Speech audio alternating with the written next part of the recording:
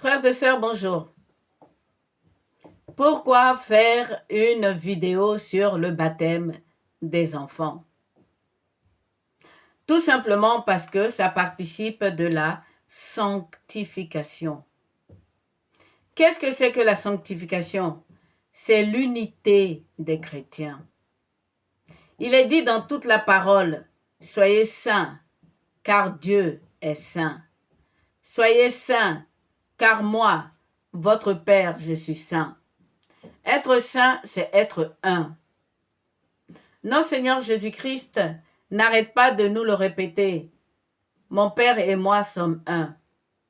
Soyez un pour que le monde croie que Dieu m'a envoyé. Cette sanctification, frères et sœurs, me pousse à faire cette vidéo dans ces fins dernières.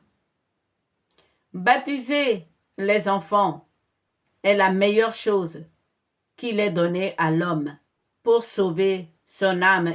Si Saint Paul dit que la femme peut sauver l'homme et que l'homme peut sauver la femme, il est possible qu'un enfant baptisé aussi puisse sauver ses parents. Ça, c'est la première raison. La deuxième raison, c'est que cela divise l'Église. À cause de cette parole qui se trouve dans 1 Pierre 3, les versets 18 à 22. Voilà ce qui est dit dans cette parole. Je vous la relis rapidement. Christ aussi a souffert une fois pour les péchés, lui juste pour des injustes, afin de nous amener à Dieu. Il a été mis à mort quant à la chair et rendu vivant quant à l'esprit, dans lequel aussi il est allé prêcher aux esprits en prison, qui autrefois avaient été incrédules lorsque la patience de Dieu se prolongeait. Au jour de Noé, pendant la construction de l'arche, dans laquelle un petit nombre de personnes, c'est-à-dire 8, furent sauvées à travers l'eau.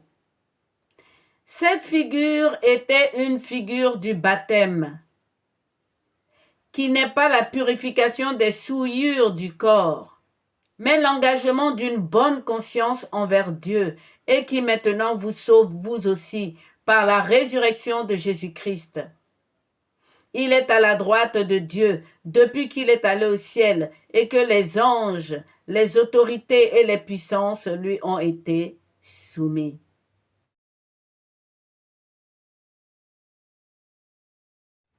Voici donc la parole qu'utilisent la plupart des évangéliques aujourd'hui pour reprocher à l'Église catholique le fait qu'il baptise les enfants petits. Je reprends donc cette parole. Cette eau était une figure du baptême qui n'est pas une purification des souillures du corps.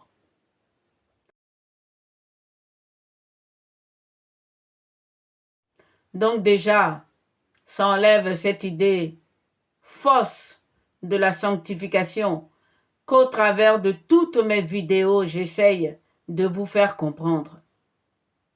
Le baptême n'enlève pas les souillures du corps. La sanctification n'a rien à voir avec la souillure du corps. La sanctification, c'est l'unité. Lorsque dans cette parole, il nous est dit « sans la sanctification, nul ne verra le Christ », c'est-à-dire sans l'unité de l'Église, le Christ ne reviendra pas. Je continue. Mais l'engagement d'une bonne conscience envers Dieu. L'engagement d'une bonne conscience envers Dieu. C'est extraordinaire. Quand je les entends proclamer cette parole pour dire qu'il ne faut pas baptiser les enfants, j'ai des frissons. Mais qu'est-ce qu'ils sont doués pour tordre les paroles de la Bible. C'est extraordinaire. L'engagement d'une bonne conscience. Je pense à la femme stérile qui n'a pas d'enfant. Qui est-ce qu'elle prie pour avoir des enfants. N'est-ce pas Dieu? Qui prend l'engagement de faire venir des enfants dans ce monde? N'est-ce pas les parents? N'est-ce pas Dieu lui-même? Lorsque Dieu réalise le vœu de cette famille qui désire un enfant ou des enfants pour les emmener dans le monde, l'engagement de la bonne conscience, n'est-ce pas de redonner ces enfants à Dieu? Comme dit cette parole que vous connaissez, donnez à César ce qui est à César et donnez à Dieu ce qui est à Dieu. Ces mêmes parents qui refusent de baptiser leurs enfants petits ont un engagement de bonne conscience envers César, c'est-à-dire envers la société dans ce monde. Lorsqu'ils éduquent leurs enfants, lorsqu'ils les soignent, lorsqu'ils s'occupent d'eux jusqu'à l'âge de leur majorité, ils prennent cet engagement avec la société. Et c'est un engagement de bonne conscience, parce que c'est eux qui ont fait venir l'enfant dans ce monde. Mais en ce qui concerne de rendre grâce à Dieu qui leur a donné cet enfant, ils disent non, il faut laisser cet enfant dans le monde, dans la main de l'adversaire, et que lui-même il prenne son engagement à venir vers Dieu. Où est-ce que vous voyez ici une conscience pure? Beaucoup déjà de mes frères ont essayé de vous convaincre avec les paroles de la Bible que le baptême des petits-enfants est tout à fait justifié. Moi, je ne vais pas reprendre tout ce qu'ils vous ont déjà dit. Moi, aujourd'hui, je vais vous donner seulement 3 exemples qui prouvent que le baptême des enfants est non seulement légitime, mais c'est rendre à Dieu ce qui est à Dieu.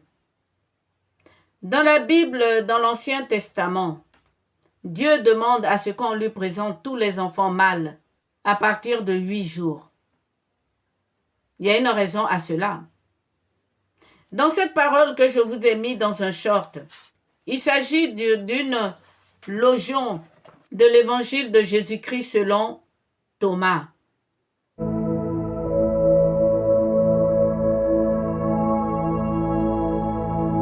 Voilà ce qui est dit. L'homme vieux dans ses jours n'hésitera pas à interroger un petit enfant de 7 jours à propos du lieu de sa vie, et il vivra. Frères et sœurs, un enfant, un bébé, connaît le lieu de vie mieux que nous. J'ai pris un exemple, celui de Jean le Baptiste lui-même. Jean le Baptiste, lorsqu'il était dans le sein de sa mère Élisabeth, dès que notre Seigneur Jésus-Christ s'est approché, alors qu'il était lui-même dans le sein de sa mère Marie, Saint Jean le Baptiste a tressailli d'allégresse et sa mère a été remplie du Saint-Esprit. Saint Jean le Baptiste, dans le sein de sa mère, était dans le lieu de vie et il a reconnu Jésus-Christ qui dit « Je suis la vie, le chemin et la vérité ». Lorsque ce Saint Jean de Baptiste est rentré dans son ministère de baptême, il a vu descendre l'Esprit Saint sur le Christ lorsqu'il l'a baptisé. Et il a dit, celui qui m'a envoyé faire ce baptême, c'est-à-dire Dieu, dans son ministère, lui a dit, celui sur lequel tu verras descendre l'Esprit Saint, c'est lui qui baptise du Saint-Esprit. Donc Saint Jean le Baptiste, dans son ministère, avait eu besoin que Dieu lui-même le lui confirme. Et en troisième, lorsque Saint Jean le Baptiste a été arrêté et mis en prison, dans les tribulations, il savait qu'il allait être décapité. Il entendait parler de tout ce que le Seigneur Jésus-Christ faisait. Et il disait, il a envoyé ses disciples lui demander si c'était lui qui devait venir ou on devait en attendre un autre. Le même Saint Jean le Baptiste. Frères et sœurs, voici 3 états d'un même homme. Frères et sœurs, l'enfant nouveau-né connaît le lieu de vie, connaît Dieu plus que nous. Quel âge donnerez-vous à Dieu? Ouais, nous causons là, puisque déjà mes confrères vous ont donné toutes les raisons dans la Bible pour vous montrer que le baptême des enfants est tout à fait valable. Moi, dans cette vidéo, je veux causer avec vous. Je vous pose la question, quel âge donnez-vous à Dieu, frères et sœurs? Voilà, 1 milliard d'années, 100 millions de milliards d'années, ou 33 ans en ce qui concerne notre Seigneur Jésus-Christ. Depuis qu'il est parti, il nous a quittés à 33 ans. Ça fait 2025 ans, donc vous faites plus 33 pour voir quel âge il a. N'oubliez pas d'ajouter son âge avant Abraham, béni soit son nom, car notre Seigneur dit lui-même, avant Abraham, je fus. Qu'est-ce que je veux dire par là, frères et sœurs?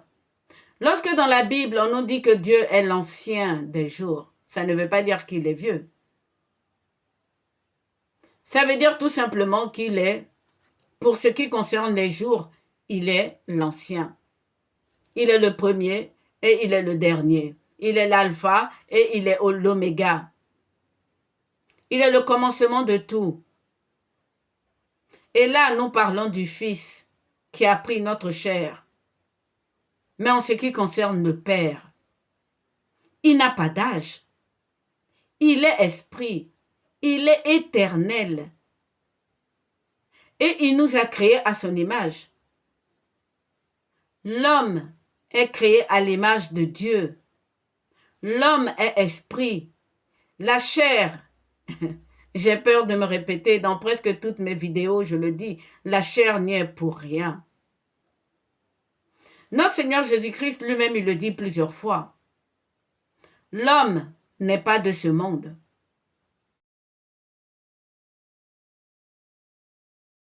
L'homme est à l'image de Dieu qui est esprit, et que vous-même vous dites, Dieu est le même hier, aujourd'hui, éternellement, il ne change pas.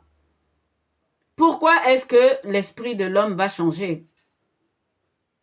Dans ma précédente vidéo, je vous ai parlé de réincarnation. La plupart d'entre vous s'est moqué de moi. Eh oui. C'est ça le sens de la vie en abondance. Il la donne, il la reprend. L'esprit n'évolue pas. L'esprit est parfait parce que Dieu est parfait. Dieu a créé l'homme par son esprit. Dieu est parfait, l'homme est parfait. Donc l'esprit n'évolue pas. L'esprit rentre dans la plénitude de Dieu, c'est-à-dire la connaissance de Dieu. Et donc l'esprit que le petit enfant a, c'est le même esprit que moi j'ai. Mon esprit n'a pas vieilli. Et même celui qui est plus âgé que moi, son esprit n'a pas vieilli. Ce qui vieillit, c'est la peau. Ce qui vieillit, c'est les neurones. Toutes les maladies que vous avez, elles ne sont pas de l'esprit. L'esprit de l'homme est parfait, frères et sœurs. Et l'esprit est le même hier, aujourd'hui, éternellement. Donc un enfant a le même esprit que moi j'ai. Mais à la différence d'avec cet enfant, moi, dans mon passage dans le monde, j'ai oublié le lieu de vie. L'enfant a encore la mémoire du lieu de vie. Si donc Dieu dit, présentez-moi les enfants à partir de 8 jours, c'est qui sait que ces enfants le reconnaîtront dans le temple.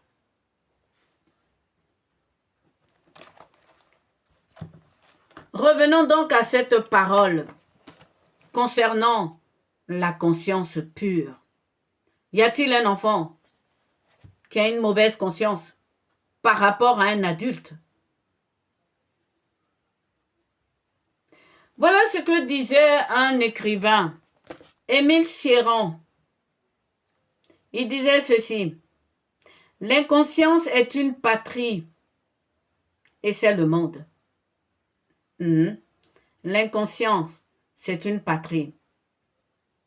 Mais la conscience est un exil. C'est le baptême. Lorsque nous recevons le baptême, frères et sœurs, nous mourrons en Christ. C'est là où je vais vous parler des 3 baptêmes que Dieu lui-même nous a donnés. Frères et sœurs, lors du déluge, lequel de ces 2 groupes a reçu réellement le baptême? Le vrai sens du baptême est à retrouver, car il est perdu. Qui a vraiment reçu le baptême? Je suis sûre que la plupart d'entre vous pensent que c'est la famille de Noé qui a reçu le baptême. Vous voyez à quel point c'est important qu'on fasse cette vidéo. Si vous pensez que c'est la famille de Noé qui a reçu le baptême, eh bien vous vous trompez. Le baptême, c'est ceux qui sont morts qui l'ont reçu. C'est l'ancien monde qui a reçu le baptême et non Noé. Noé a eu grâce aux yeux de Dieu.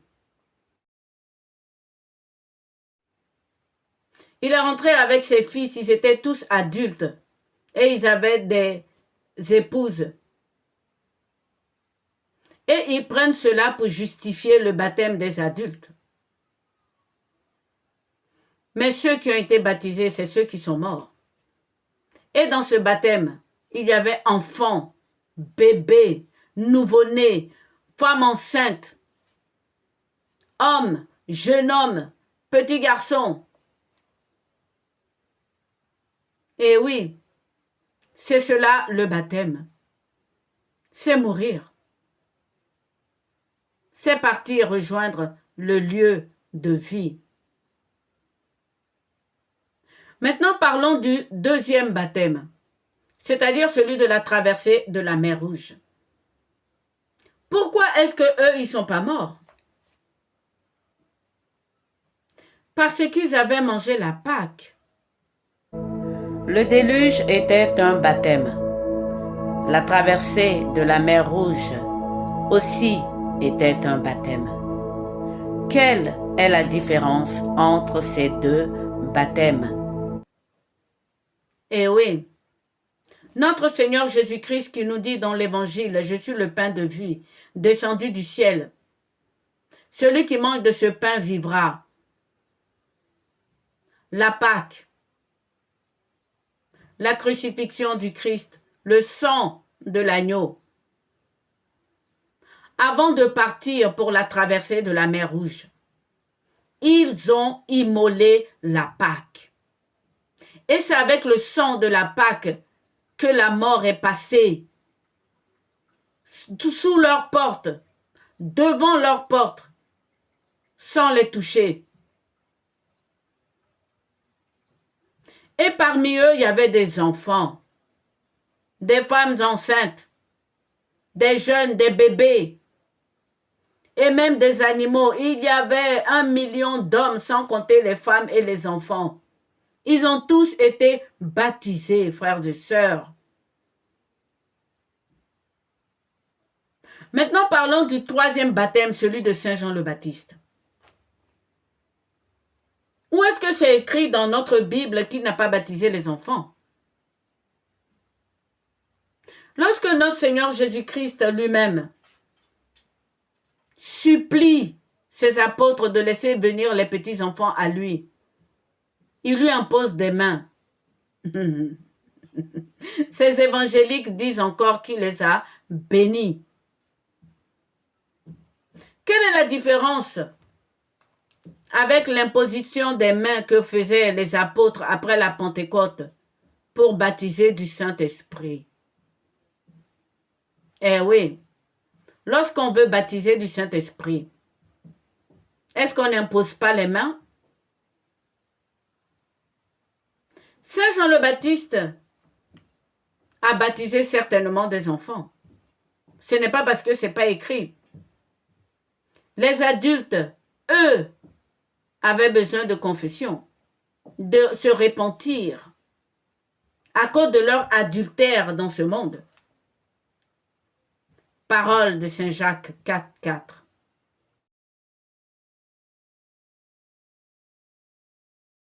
Ce monde est une inimitié avec Dieu. Ce monde ne connaît pas Dieu. Tout ce que nous faisons dans ce monde, c'est contre Dieu. Les esprits de ce monde sont les esprits qui ont été rejetés par Dieu.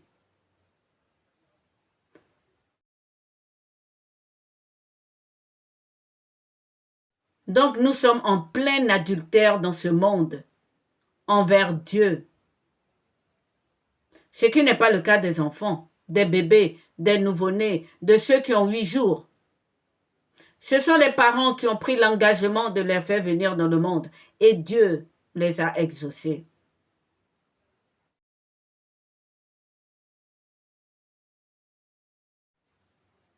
Si dans le baptême de Saint Jean le Baptiste, nous sommes relevés de la mort, c'est pour préparer le chemin du Christ. C'est écrit. C'est ce qui a été révélé à Zacharie, son père. Et toi, petit enfant, tu seras le prophète du Très-Haut, pour donner à son peuple de connaître le salut par la rémission de ses péchés, de connaître le salut. Grâce à la tendresse et à l'amour de notre Dieu quand nous visite l'astre d'en haut. Et donc, lorsque nous sommes relevés de la mort, c'est pour préparer le chemin du Christ.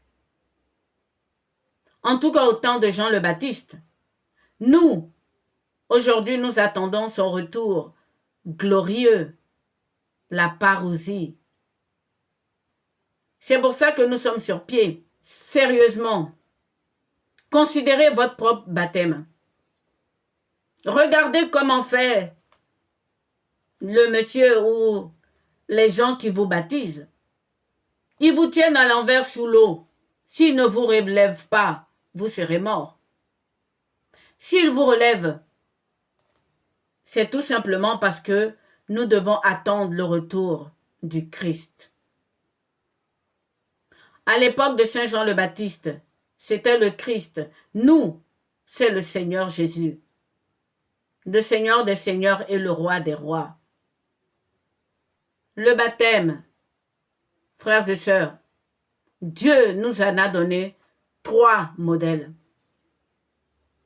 Et aucun de ces 3 modèles ne dit qu'il ne faut pas baptiser les enfants petits. Au contraire. Voilà donc ce que dit notre Seigneur Jésus-Christ. Matthieu 19, verset 14. Laissez les petits enfants, ne les empêchez pas de venir à moi, car le royaume des cieux est pour ceux qui leur ressemblent. Et vous vous dites qu'il ne faut point les baptiser?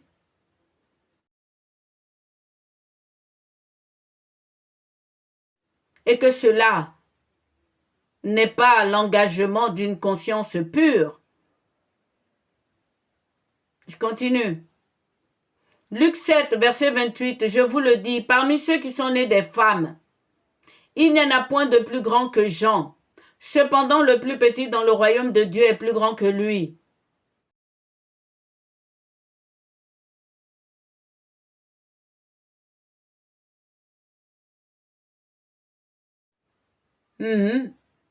Vous connaissez Jean le Baptiste, c'était Élie. À son époque, le royaume des cieux était violenté. Le Seigneur Jésus-Christ dit pour vous qu'il n'en soit pas ainsi. Point de violence. dans le royaume des cieux. Dieu est saint. Il aime l'humilité et la paix. Saint Pierre nous parle de fuir la gueule de lion. Le diable rôde comme la gueule de lion. Saint Paul aussi était très content. Il a servi avec foi. Il a gardé la foi et il a rendu grâce à Dieu de l'avoir délivré de la gueule de lion.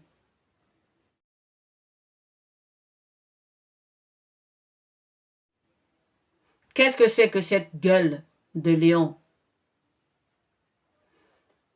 Je vous laisse méditer là-dessus.